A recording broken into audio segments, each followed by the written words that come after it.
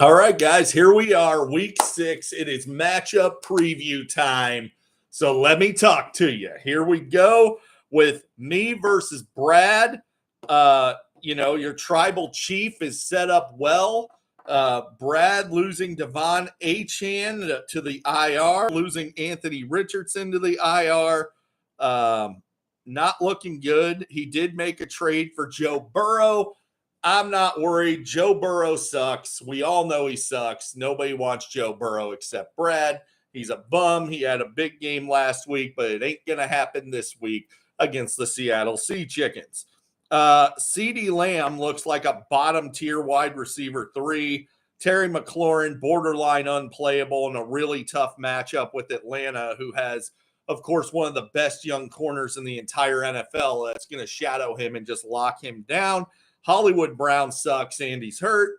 McCaffrey with a super shitty matchup at Cleveland. Kamara, super shitty matchup at a tougher Houston defense than you think. Plus, Kamara sucks. He's washed, guys. He's got nothing left. Kendre Miller looks like a far superior back to Alvin Kamara. If you're watching this video, go snag Kendre Miller. Now, George Kittle, again, super shitty matchup, really tough Cleveland defense. And I think that game is just going to be a defensive battle. But for some reason, Brad feels that's a smart idea to play 3 players in the defensive battle of the year. Go for it. And by the way, none of them are his defense. Not really great planning by Brad this week. Now, that being said, I do have 2 really tough matchups. Justin Herbert against Dallas and A.J. Brown against Sauce Gardner. Tough matchups. But that's okay because Stephon Diggs, DJ Moore, David Montgomery, Travis Etienne, TJ Hawkinson, Josh Jacobs, and the Niners D are all going to explode. My bold prediction, I go over 120 points for the 3rd week in a row en route to getting the easy W. By the way, DJ Moore continues his wide receiver elite production this week against a Minnesota defense that has little to no hope of containing him. Now, we got no you lock it up versus Commander and Chiefs. So Trey, who once again basically only checks his lineup like Saturday or Sunday morning before the games, Trey's going to start losing some games. That's just all there is to it.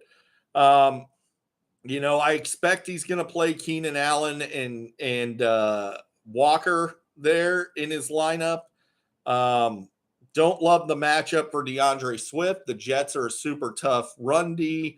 Derrick Henry is in a full-scale committee, guys. He had one really big game, and if he didn't have that one big game, we might be talking about his Tajay Spears, the running back to own in Tennessee, and maybe he is. He's starting to get more snaps than Derrick Henry, and he's outproducing him when he gets those snaps. So don't love Derrick Henry moving forward. Kirk Cousins, obviously a major downgrade, losing Justin Jefferson for the next 4 weeks. Kirk Cousins, borderline droppable. I wouldn't even trust him in a matchup against Chicago. But Trey really has no other choice because he's got Deshaun Watson, who's not going to play. And even if he was going to play, it's the Niners.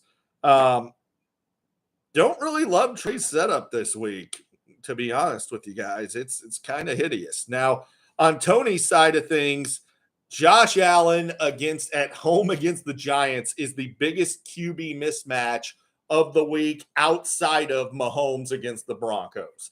Those are just 2 completely huge mismatches. I'm expecting Josh Allen to score 25 plus. Now, my bold prediction here in this one is that Breece Hall is going to get it done even against a very tough Philadelphia defense. And why is that? Because Breece only needs 1 carry. Breece is going to hit a 50 or 60-yard touchdown in this game en route to Tony Jr. getting the dub over Trey. Now, we got Senior's little cat habitat versus you getting Mahomes schooled. Gotta give Jason credit for turning the knife and keeping that rivalry going. Now, I'm looking at this, and Jason's starting 2 New York Giants. That's not great. They're playing Buffalo. That's not great. They're in Buffalo. That's not great. Brian Robinson, however, great matchup. I think he smashes against the Falcons. And of course, Jamar Chase is full on back. Lamar Jackson's going to have a big week as well. Then, and by the way, Zach Moss still the running back to own in Indianapolis, at least for another couple weeks. They're still easing Jonathan Taylor in, and honestly, they're not playing for anything. So I see no reason for them to not ride Zach Moss into the ground for the foreseeable future. Really poor planning by Jared for not acquiring Zach Moss while he was waiting on Jonathan Taylor. He definitely should have done that. Now, on the other side of things, you got Senior. Okay, I'm going to go ahead and bold prediction this thing right here. Pat Mahomes, 5+ touchdowns tonight. Call it like I see it, guys. The Denver defense allowed 70 points to the Dolphins a few weeks ago. I just don't see any way they even slow down this Kansas City offense. The Chiefs don't run it in the red zone all that much. They usually rely on Mahomes to get it in. So I think Mahomes is just going to have an absolute field day en route to being the quarterback 1 overall this week. Ramondre Stevenson had some really tough matchups to start the year. He's coming out of that now. Some much easier matchups moving forward. I expect Ramondre to be the high-end RB2 that we all thought he was going to be. Gus Edwards and Mark Andrews, that's ugly. You can't play both of those guys. But I don't see what choice Senior has. Kind of has to play both of them. Makes me want to throw up just thinking about it. So who's going to win this one? I'm going to say that Jason gets off the schneid with his first W despite Mahomes going ham. Jason gets the win. Now, Max Peacocking, love the team name. That's awesome.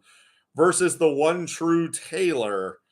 I don't know what that's about. Jonathan Taylor is a bum. Taylor Swift probably puts up more fantasy points than he does. But let's just dive into this one a little bit. Jared's got both primary Trevor Lawrence targets in a smash spot against Indy. I think they can both eat in this game. Tua in a great spot with Tyreek at home against the Carolina Panthers, who are just garbage. They're going to dominate. Dameon Pierce, Jonathan Taylor might be the worst running back situation in the league this week. That is gross. Jonathan Taylor's not playable until further notice, guys. But Jared has nobody else on his bench, so he's got to play Taylor. He's not going to do anything. If I were Jared, I would flip Taylor for a different running back. On Steve's side of things, Justin Fields, absolutely dominant. He's the man. He's the QB1. But he's not going to be the QB1 overall this week because Mahomes is going to go batshit. Fields is still going to be a top 5 fantasy quarterback, though. Jalen Waddle looks borderline droppable. He hasn't scored 10 points in a game, and the offense is obviously a lot more run heavy. And when they are passing, it's running through Tyreek. I don't think any of that's changing. Waddle is really good at getting a big play here and now, but you know what? He's going to have a big play, a 70-yard touchdown or something, and Steve's going to try and sell him as if he's a superstar again. Don't buy into it. He is not an important cog in this Miami offense. They're putting up a shit ton of points without him doing much. That's not going to change. If it ain't broke, don't fix it. Steve does get Amon-Ra back this week, though, and that is a big boost to his lineup, as is Jordan Addison at Chicago, although I'm a little concerned about Addison in this one.